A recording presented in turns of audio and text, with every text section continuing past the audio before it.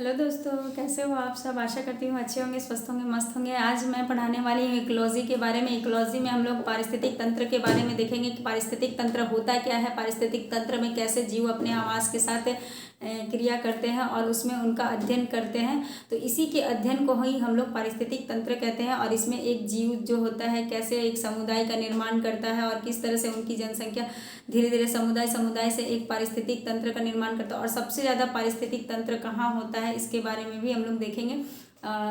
जैसे कि आपको इसमें एक जीवों की श्रृंखला के बारे में जानेंगे कि उनका आहार श्रृंखला किस तरह से चलता है और ये किस तरह से अपने एक मतलब जो जगह है, एक खाली जगह है, उसको किस तरह से एक आवास में बदल देते हैं। इसके बारे में ही जानते हैं, जिसका अध्ययन करते हैं उसी को पारिस्थितिक तंत्र कहते हैं।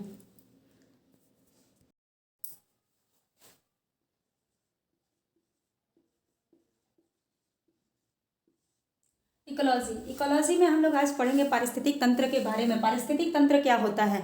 जब एक जीव अपने आवास के साथ मिलकर के एक समूह क्रिएट करता है तो उसको पारिस्थितिक तंत्र कहते हैं। उसमें उसकी क्या क्रियाएं होती हैं, वो किस तरह से उसमें एक अपना मतलब जो एक्टिविटी है किस तरह से करता है, उसके जीव और उसके जीवों के समूह की जो भी अध्ययन करते हैं उसको पारिस्थितिक तंत्र यानी इकोलॉजी कहते हैं। इसमें देखिए बहुत सारे जीव ये मिल करके एक जनसंख्या बनाते हैं। यहाँ मान लीजिए कि आप जनसंख्या है, ये जनसंख्या मिल करके क्या बनाएगा, एक समुदाय बनाएगा। तो यहाँ एक समुदाय क्रिएट हो रहा है। उसके बाद बहुत सारे समुदाय मिल करके क्या बना रहे हैं, पारिस्थितिक तंत्र यानी इकोलॉजी बना रहे हैं, एक तंत्र का निर्माण कर रहे हैं इस तंत्र में।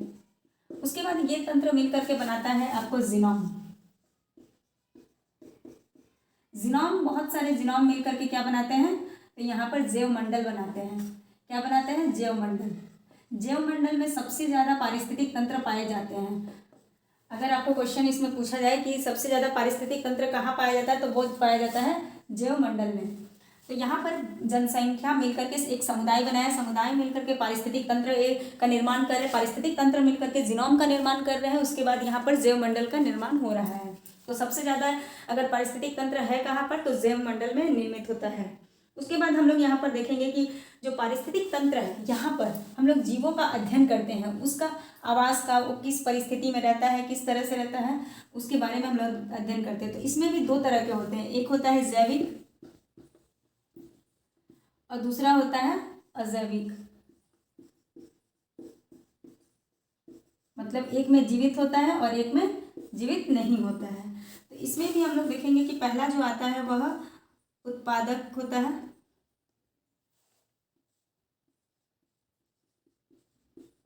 जैसे पेड़ पौधे, मान लीजिए पेड़ पौधे क्या कर रहे हैं, अपना भोजन स्वयं रेडी कर रहे हैं, इसको किसी की आवश्यकता नहीं है, ये सूर्य के प्रकाश से ही अपना भोजन स्वयं निर्मित कर रहा है। और सेकंड में आता है उपभोक्ता। उपभोक्ता क्या करता है, इस पेड़ पौधे का इस्तेमाल अपने भोजन के रूप में करता है, यानी कि ये इस पे आश्रित है। तो ये जो पेड़ पौधा है ये उत्पादक के रूप में पहले जाना गया। उसके बाद उपभोक्ता इसका क्या करता है, अपने भोजन के रूप में इस्तेमाल कर रहा है। जैसे मान लीजिए कि गाय हो गया, बकरी हो गई, ये सभी।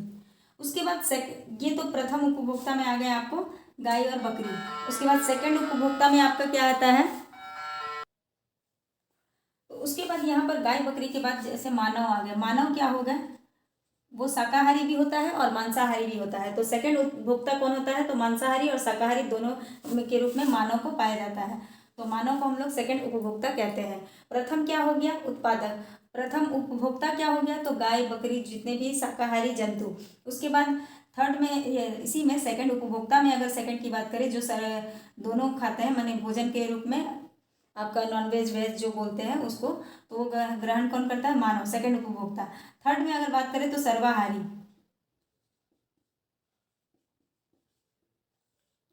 उसके बाद आता है यहाँ पर अपघटक।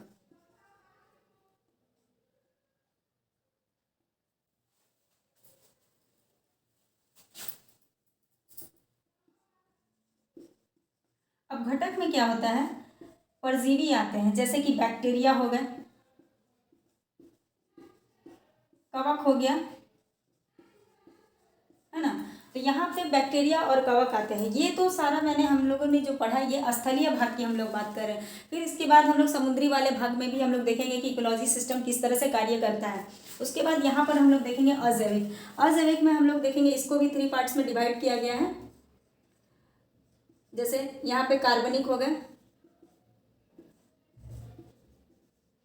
उसके बाद अकार्बनिक आता है, उसके बाद यहाँ भौतिक आता है।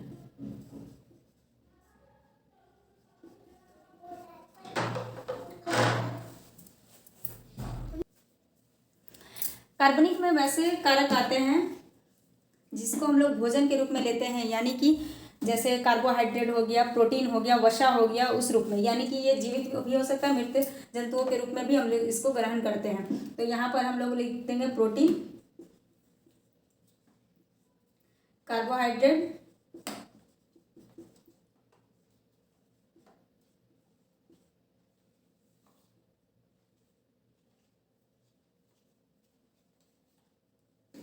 उसके बाद यहाँ पर हम लोग देखेंगे अकार्बनिक। अकार्बनिक में क्या आता है, जो गैस होता है, जैसे कि ऑक्सीजन हो गया, हाइड्रोजन हो गया, उसके बाद कार्बन डाइऑक्साइड हो गया, है ना, फास्फोरस हो गया, कैल्शियम हो गया, जो भी ये सब आते हैं। यहाँ पे देखिए कार्बनिक आप पदार्थ, इसको साइंस में भी हम लोग पढ़ेंगे। और यहाँ पर भौतिक, भौतिक कारक में आता है आपको वैसे कारक जो जैसे सौर ऊर्जा, सौर ऊर्जा हो गया,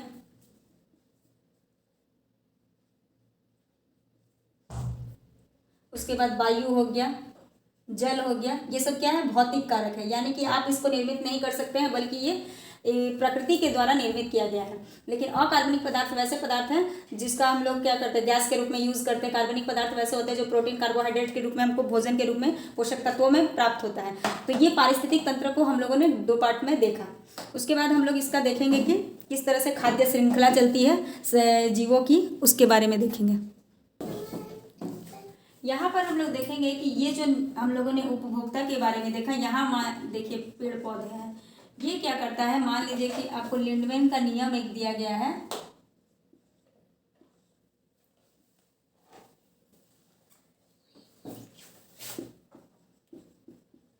लिंडमैन के नियम के अनुसार कहा जाता है कि जो पेड़ पौधे होते हैं उसमें ऊर्जा की क्षमता बहुत ज़्यादा होती है। इसके बाद इसको जो खाने वाले गाय, बकरी या जो भी होते हैं, जो भी बोली है, थोड़े अच्छे से नहीं बन पा रहा है, सॉरी। तो इसमें क्या होता है, यहाँ पर ये ऊर्जा की मात्रा धीरे धीरे क्या होती है, कम होते जाती है। उसके बाद मानव जो आता है, यहाँ पर इसका प्रक्रिया जो है और कम होते जाता है। तो देखिए यहाँ पे सबसे ज़्यादा ऊर्जा क्रिएट हो रहा है, उसके बाद थोड़ा कम होते जा रहा है, उसके बाद और कम हो गया, और यहाँ पर धीरे धीरे कर करके इस तरह से ये कम होते जाता है। तो ये 10% का इसको नियम कहते हैं। लैंडमैन ने इसको 10% का नियम कहा है। इस नियम के अनुसार सबसे ज़्यादा उत्पादक के पास ऊर्जा की क्षमता ज़्यादा होती है। उसके बाद ये जो शाकाहारी जीव होते हैं उसमें कम हो जाता है, 100 हो गया। उसके बाद मानव के पास देख रहे हैं कि आप 100 हो गया। यहाँ पर हम लोग देखेंगे कि जो उत्पादक होते हैं, यहाँ जैसे पेड़ पौधे आ गए, उसके बाद आपको यहाँ हिरन आ गए, टिड्डा आ गए, बिच्छू आ गए, जो भी है ना, वहाँ पे फर्स्ट क्या हो गया आपका, शाकाहारी जीव हो गया, यानी कि सेकंड, यहाँ फर्स्ट, ये सेकंड। उसके बाद थर्ड में हम लोग देखते हैं कि वैसे जीव तृतीय में आते हैं जो खाते हैं कैसे, जैसे बाघ हो गया, मेढक हो गया, मछली हो गया, मांसाहारी जीव है ना। उसके बाद एक सर्वाहारी जीव आता है, जैसे मान लीजिए कि सांप हो गया, गिद्ध हो गया, जो दोनों को ही खाता है ना। तो यहाँ पर जो शाकाहारी हो जा रहे हैं और यहाँ मांसाहारी हो जा रहे हैं, और एक और जीव मान लीजिए कि यहाँ टाइगर हो गया, बाघ। तो ये बाघ क्या कर रहा है, यहाँ पर इन तीनों को मिला देने से यहाँ पर क्या हो जा रहा है, ये तीनों प्रथम, द्वितीय, तृतीय, इन तीनों को मिलाने से ये उपभोक्ता है, ये उपभोक्ता की श्रेणी में आ गया। तो अगर आपको एग्जाम्स में क्वेश्चन पूछेगा कि उत्पादक, प्रथम उत्पादक कौन है, तो ये पेड़ पौधे हैं। अगर उपभोक्ता में प्रथम पूछता है तो शाकाहारी जीव, सेकंड में है आपको मानव जो है वो प्राथमिक भी है और द्वितीयक भी है। तो इसको ध्यान में रखिएगा, यहाँ से क्वेश्चन बहुत सारे इकोलॉजी वाले सेक्शन में पूछा गया है। तो द्वितीयक भी है और प्राथमिक भी उपभोक्ता के रूप में मानव को जाना जाता है। तृतीयक में कौन आता है, बाघ, वैसे जीव जो दोनों खाते हैं, यानी कि सर्वाहारी होते हैं। उसके बाद ये जो मतलब आहार श्रृंखला का निर्माण हो रहा है, इस तरह से यहाँ पे ऊर्जा का तंत्र भी धीरे धीरे गिर रहा है, और ये लैंडमैन के नियम के अनुसार 10% के नियम के अनुसार हो रहा है।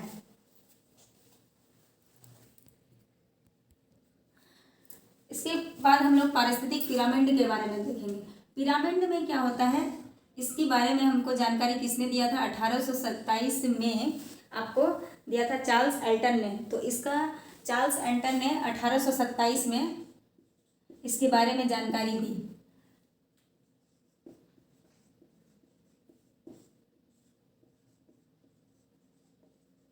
कि हमारा जो पारिस्थितिक तंत्र है एक पिरामिड के रूप में इसको हम दर्शा सकते हैं।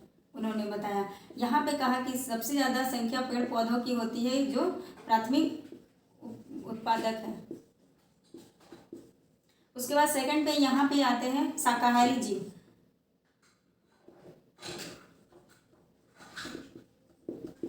तो यहाँ पर हो गया सब, इनकी संख्या सबसे ज़्यादा दिख रही है। यहाँ पर इनकी संख्या थोड़ी बहुत कम हो जाती है कीड़े मकोड़ों की, मान लीजिए। उसके बाद कुत्ते या बिल्ली जो भी इनको खाते हैं तो उनकी संख्या यहाँ पर थोड़ा सा उससे और कम मिलती है देखने को। उसके बाद आपका ऊपर जो आता है, जैसे मान लीजिए कि गिद्ध हो गया,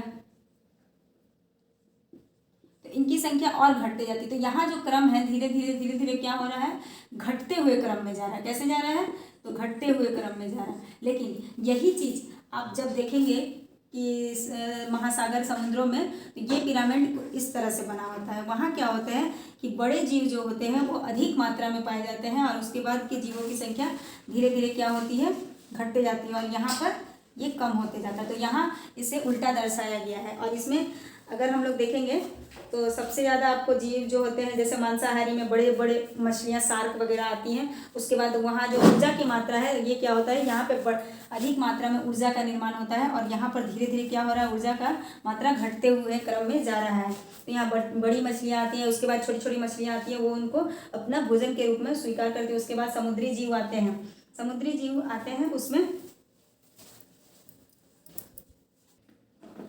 तो समुद्री जीवों में अगर हम लोग देखेंगे, समुद्र में पिरामिड का आकार तो इस तरह से उल्टा होता है। और यहाँ पर जो प्राथमिक उत्पादक के रूप में अगर हम लोग बात करें तो इसको कहते हैं फाइटोप्लैंक्टन्स।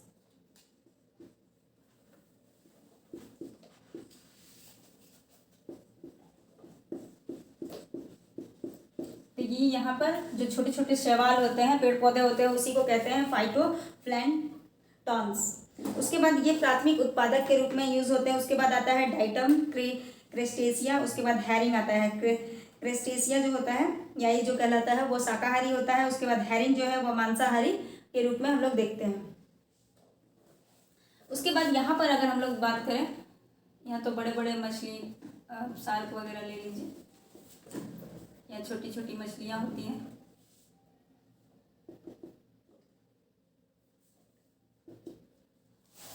उसके बाद यहाँ छोटे छोटे कीड़े मकोड़े वगैरह हो गए। और यहाँ पर जो शैवाल होते हैं यानी कि फाइटोप्लैंक्टन्स।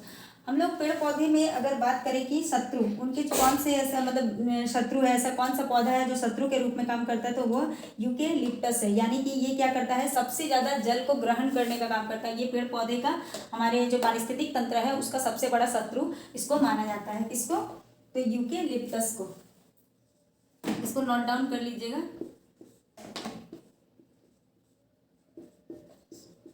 इससे पर्यावरण का क्या माना जाता है, शत्रु। इसे पर्यावरण का शत्रु माना जाता है। उसके बाद हम लोग देखेंगे कि यहाँ पर जल ग्रहण की अगर बात करें तो हम लोग अगर स्थिर जल में देखेंगे तो वहाँ लैंटिक आवास होता है, जैसे तालाब, झील, वो सब जगह पे पारिस्थितिक तंत्र को लैंटिक आवास में कहते हैं। और लॉक्टिक आवास जो होता है वह बहते हुए जल में, यानी कि नदी का पानी अगर बह रहा है तो उसे लॉक्टिक आवास में पारिस्थितिक तंत्र का निर्माण होता है, तो उसे लॉक्टिक आवास कहते हैं। और लैंटिक आवास में स्थिर जल में होता है, जैसे तालाब, झील, जलाशय हो गए छोटा मोटा जो हम लोग बनाते हैं। और उसके बाद हम लोग देखेंगे कि यहाँ पर पारिस्थितिक को किसने नाम दिया है, तो रैटर जो है,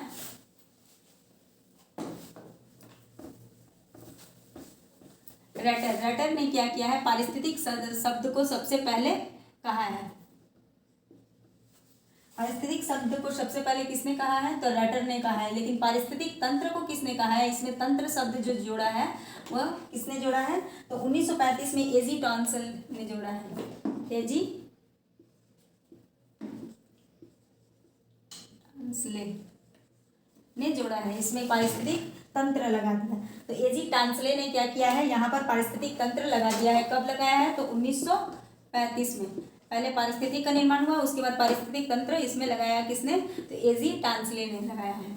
इससे क्वेश्चन बहुत बार पूछा गया। और ये जो पारिस्थितिक तंत्र होता है ये बंद नहीं होता है, बल्कि कैसा होता है, तो खुला हुआ होता है। यानी कि इसको एक, जैसे मान लीजिए कि आपने जू गया है, जू में क्या होता है, एक बंद में आप लोग देखे होंगे जानवरों को रखा जाता है, तो ये नहीं होता है। यहाँ क्या होता है, खुले तंत्र में इसका निर्माण होता है, ये बंद तंत्र नहीं है, ये एक खुला तंत्र है। यहाँ इसको भी पूछा गया है। आप घटना चक्र के अगर इकोलॉजी वाले सेक्शन को लगाएंगे, पारिस्थितिक वाले चैप्टर को, तो आपका इससे सारा क्वेश्चन बन जाएगा। मैं इसमें आपको फुल उसकी जानकारी दे रही हूँ, इससे ज़्यादा आपको पढ़ने की आवश्यकता नहीं है, इतना काफ़ी है। उसके बाद यह जो क्षेत्र होता है इसमें प्राकृतिक संसाधन आते हैं, निश्चित एरिया को क्रिएट करता है। और उसके बाद हम लोग देखेंगे यहाँ पर जैव भू रासायनिक चक्र। जैव भू रासायनिक चक्र जो होता है, यहाँ मैं उन्हीं पॉइंट्स को बता रही हूँ जहाँ से क्वेश्चन पूछे जाते हैं और जहाँ से आपको एग्जाम में अधिकतर क्वेश्चन देखने। घटना चक्र में भी आपको मिल जाएगा, यूपी पीसीएस हो गया, पीसीएस का एग्ज़ाम हो गया, जितने भी ऑल पीसीएस होते हैं, या फिर यूपीएससी हो गया, तो यहाँ पर इन्हीं सब मतलब पॉइंट से आपको ज़्यादातर क्वेश्चन देखने को मिलेंगे।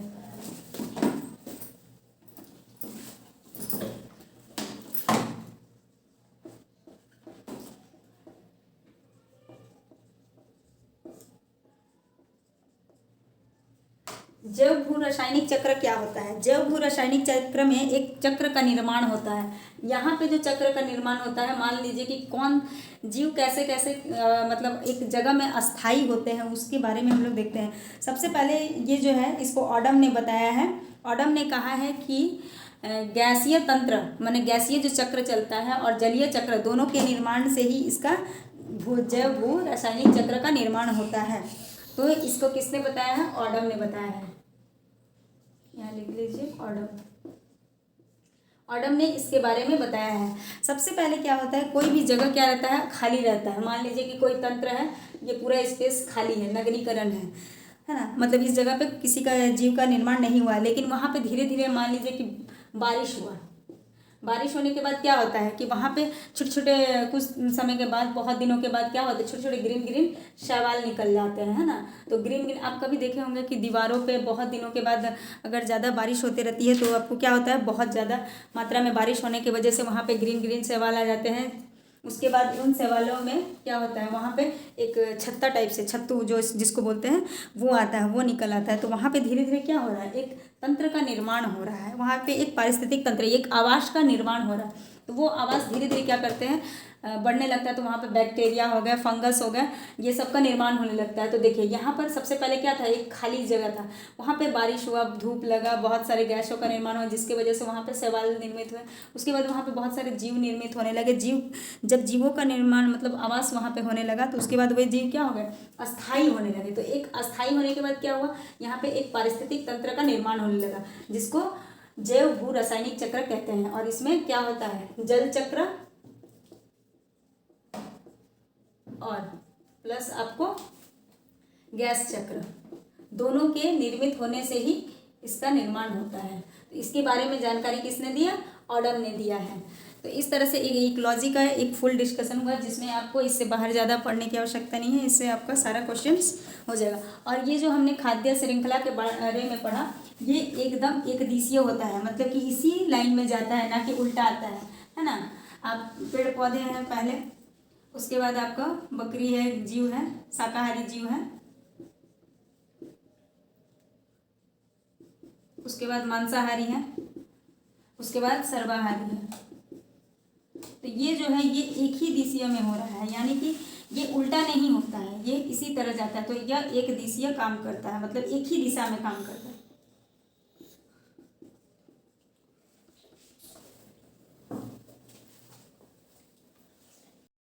तो इस तरह से हमने पारिस्थितिक तंत्र के बारे में पूरी अच्छे से जानकारी प्राप्त की, और इससे ज़्यादा आपको क्वेश्चन नहीं पूछा जाएगा। मैंने उन्हीं इसमें पॉइंट्स को रखा, उन्हीं को बारे में हमने चर्चा किया जिससे ज़्यादातर क्वेश्चन पूछे जाते हैं, इसीलिए मैंने उन पॉइंट्स को ही आपको बताया है। आप इकोलॉजी के इस सेक्शन को देख लिए हैं अगर इस वीडियो को, उसके बाद आप जा कर के घटना चक्र के क्वेश्चंस लगाइए, आपका पूरा क्वेश्चंस कवर इससे हो जाएगा। इससे ज़्यादा और पढ़ने की आवश्यकता नहीं है।